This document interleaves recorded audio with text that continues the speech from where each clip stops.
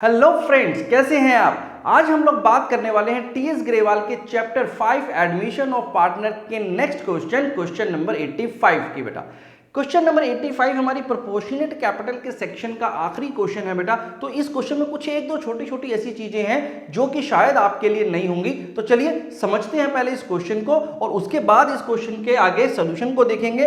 और अगर आपके पास ये क्वेश्चन नहीं है तो आप इस क्वेश्चन को विद सॉल्यूशन touch4career.com की वेबसाइट से एक्सेस कर सकते हैं। तो चलिए पहले क्वेश्चन को समझते हैं। Leena and Rohit are partners in a firm sharing profit in the ratio 3:2 on 31st March 2018.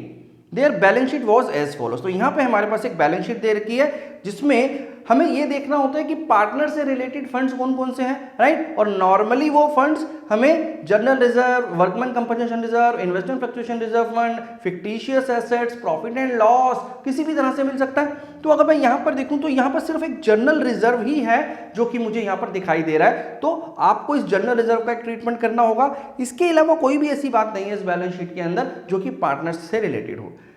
आगे देखते हैं। On the above date, Manoj was admitted as a new partner for 1/5 share in profit of the firm on the following terms. तो यहाँ पर कुछ एक terms बताई गई हैं बेटा। देखिए इसमें फर्स्ट टर्म क्या है।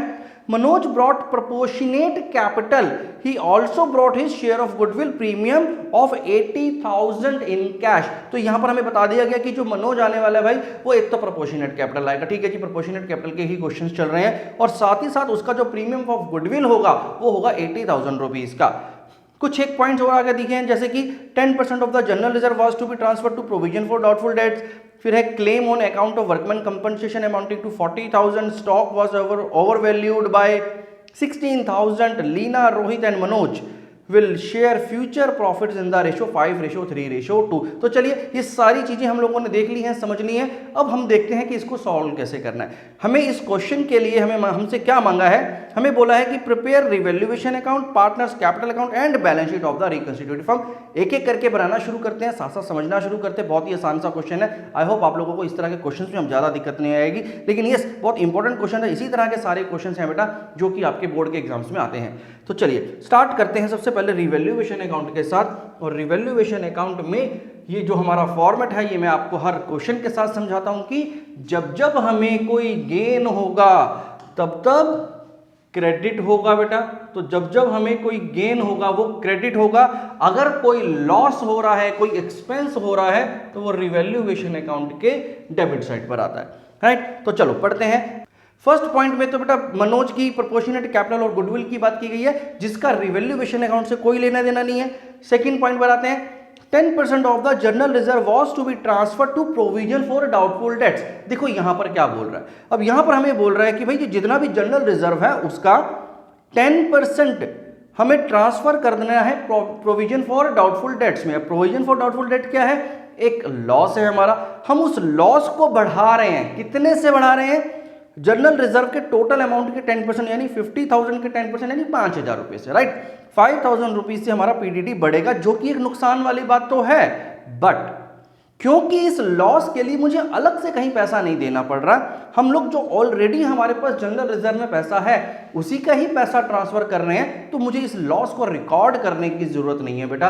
तो यहां पर रिवैल्यूएशन अकाउंट में ये नहीं आएगा। यहां पर तब आता जब हम इसको डायरेक्ट दे रहे होते, क्योंकि हम लोग ये जनरल रिजर्व से दे रहे हैं तो इसलिए इसको यहां पर डालने की जरूरत नहीं होगी।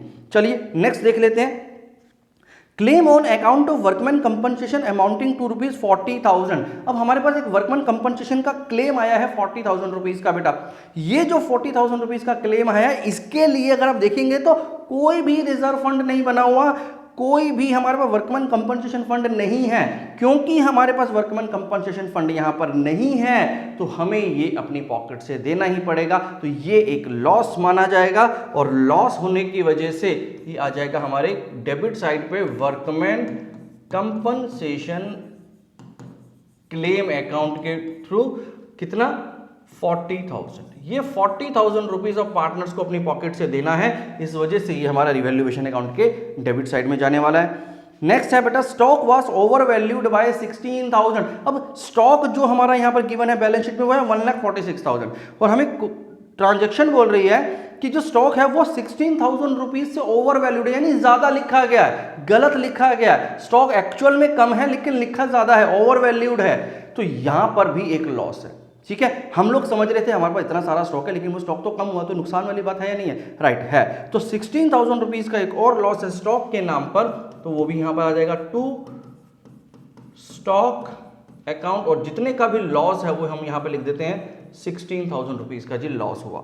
आगे देखते हैं बेटा, Leena, Rohit and Manoj will share future profit. चलो अब फ्यूचर प्रॉफिट में क्या होगा वो हमें रिवैल्यूएशन अकाउंट से कोई लेना देना नहीं है उसका, बस रिवैल्यूएशन से रिलेटेड में बस यही दो चीजें निकल करके आई हैं बेटा इस क्वेश्चन में। इसको यहां पर क्लोज कर सकते हैं, तो ये हो गया जी 56,000 का टोटल।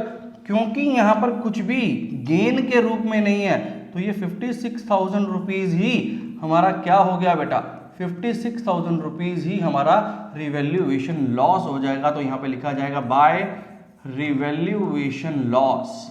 और रिवैल्यूएशन लॉस किस किस में बांटा जाएगा?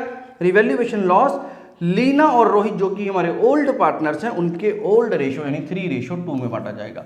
तो जी लीना का कैपिटल अकाउंट और रोहित का कैपिटल अकाउंट, और इस 56,000 रुपीज को किस तरह से बांटना है? 3:2 में बांटना है। तो चलो जी 3:2 में बांट देते हैं। तो 56,000 डिवाइडेड बाय 5 करा मैंने, तो 11,200 इंटू 3 इज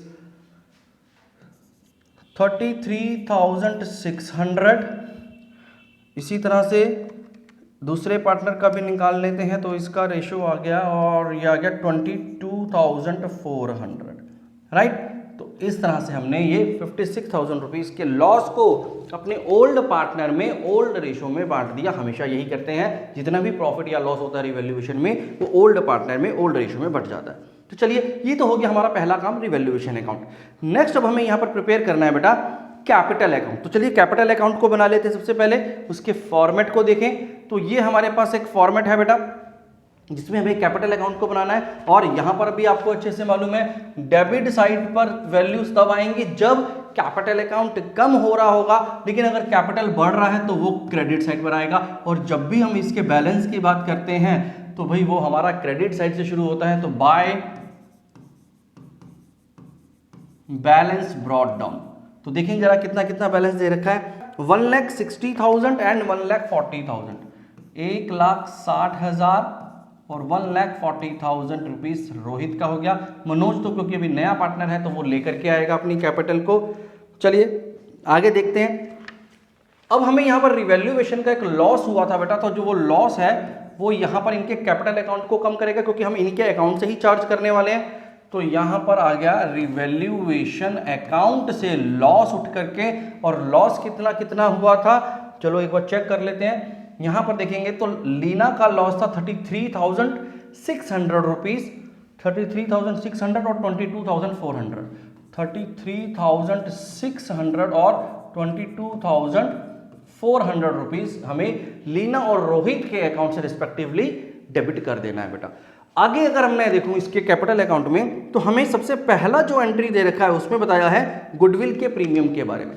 80,000 रुपीज का प्रीमियम नया पार्टनर यानी मनोज लेकर के आया, जो कि मुझे अब क्या करना है, मुझे यहां पर ये जो प्रीमियम आया, प्रीमियम फॉर गुडविल अकाउंट जो हमारे पास आया, उसे लीना और रोहित को बांट देना है। और किस रेशो में बांटते हैं हम लोग गुडविल को?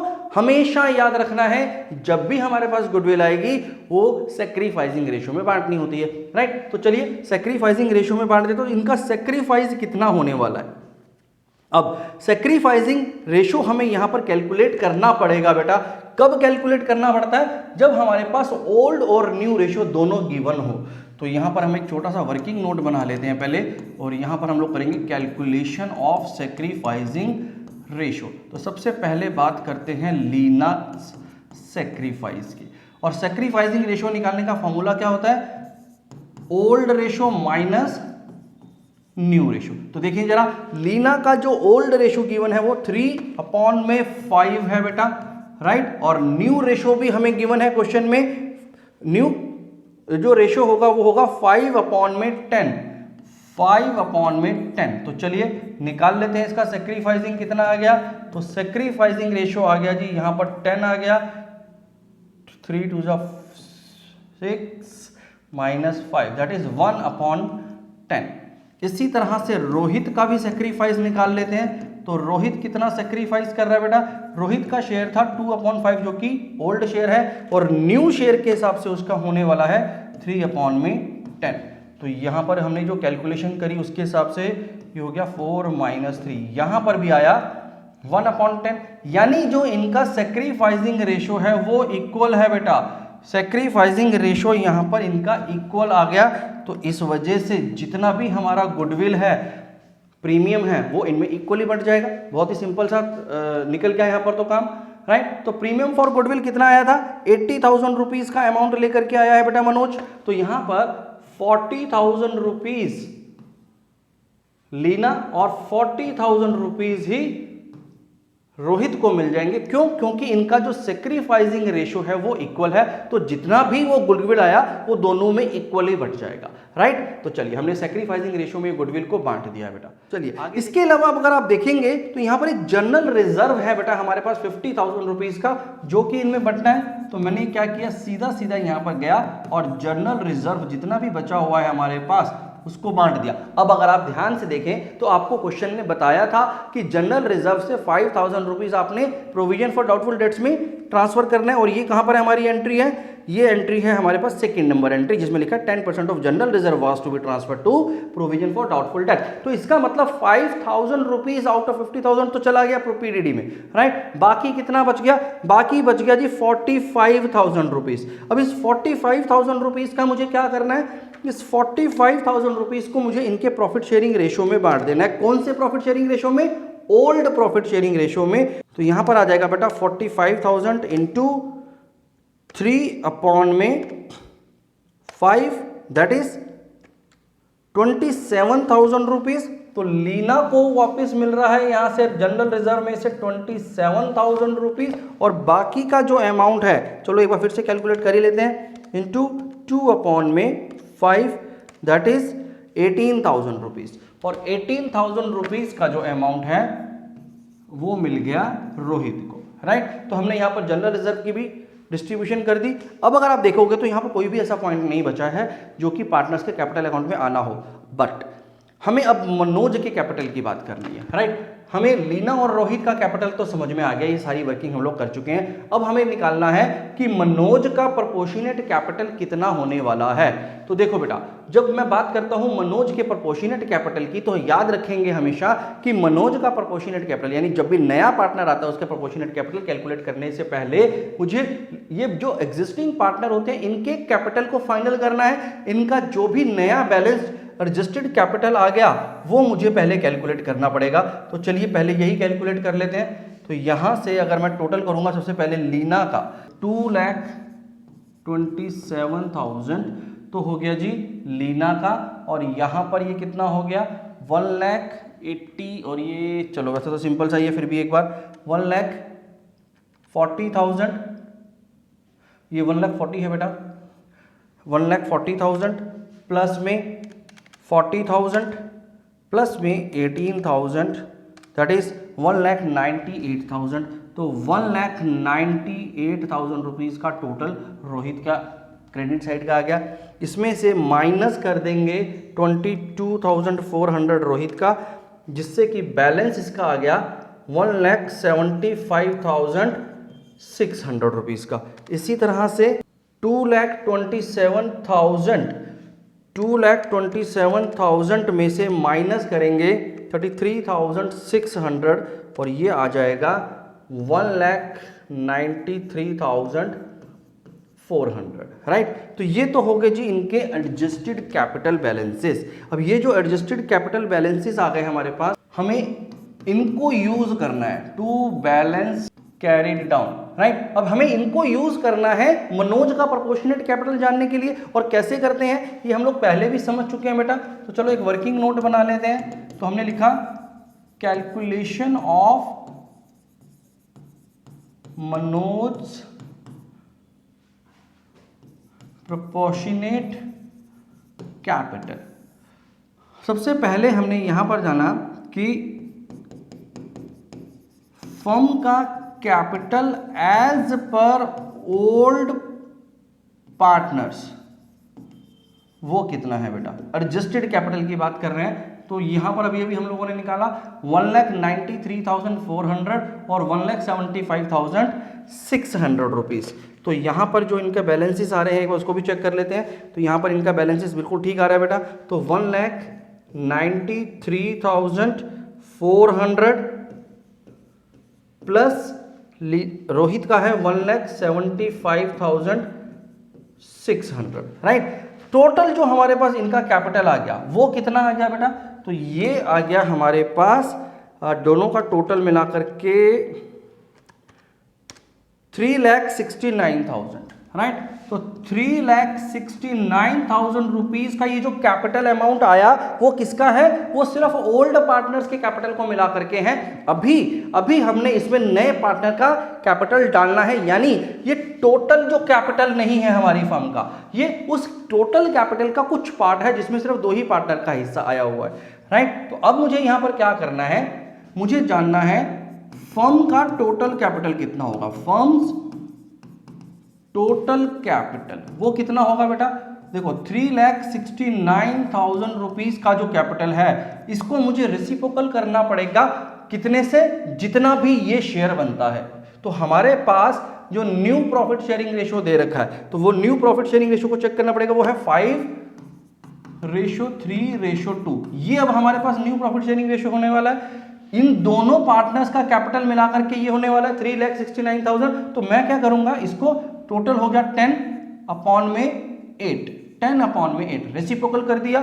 बस इससे मुझे ये पता चल जाएगा कि हमारा ओवरऑल जो कैपिटल होगा तीनों पार्टनर्स का मिलाकर के वो कितना होना चाहिए। तो जब मैं इसको कैलकुलेट करूंगा तो 3,69,000 इंटू 10 डिवाइडेड बाई 8, ये आ गया बेटा 4,61,250, राइट। ये हमने पिछले क्वेश्चन में भी समझा था बेटा।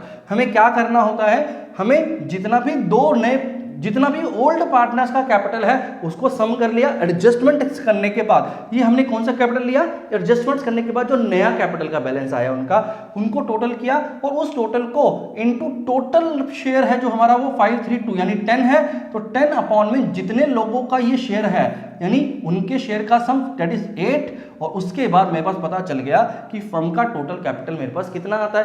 अब इस फर्म के कैपिटल से मुझे पता चल जाएगा कि भाई ये जो नया पार्टनर है मनोज, उसका कैपिटल कितना होगा। तो मनोज कैपिटल इज 4,61,250 इंटू इसका जो शेयर है वो 2/10 का है। तो बस इसको सॉल्व कर देते हैं, तो into 2/10 that is 92,250 rupees, 92,250 rupees का इसका कैपिटल होगा बेटा।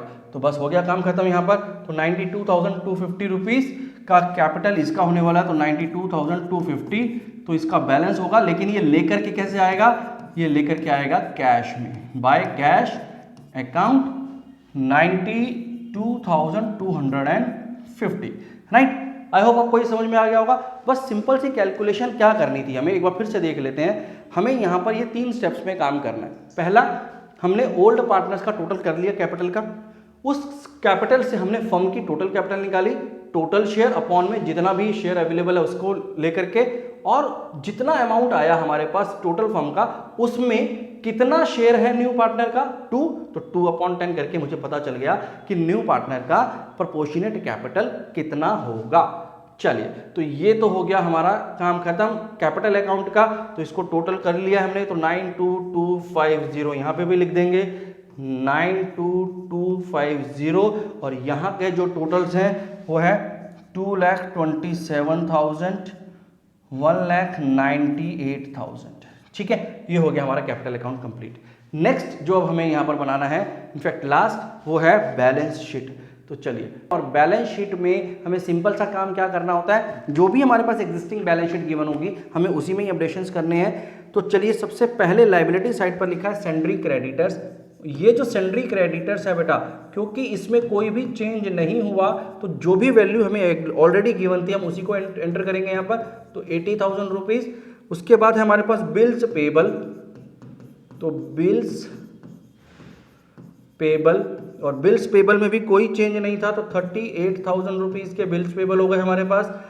नेक्स्ट है हमारे पास जनरल रिजर्व। ये जो जनरल रिजर्व है बेटा, जनरल रिजर्व हम लोग ऑलरेडी डिस्ट्रीब्यूट कर चुके हैं, तो ये यहाँ से खत्म हो जाएगा और सीधा उसके बाद आगे कैपिटल। लेकिन उससे पहले अगर आप नोटिस करेंगे तो हमारे पास एक वर्कमैन कंपनसेशन का क्लेम भी आया हुआ है, जो कि है 40,000 रुपीज़ का, वो भी हमने पे नहीं किया, तो इसलिए वर्कमैन कंपनसेशन क्लेम अकाउंट हमें यहाँ पर मेंशन करना पड़ेगा। ये अभी हमें पे करना है, अभी हमने इसको पे नहीं किया है, तो ये हमारी एक लायबिलिटी है। और उसके बाद आ गए हमारे पास इनके कैपिटल अकाउंट्स, और कैपिटल अकाउंट्स में क्या क्या है बेटा?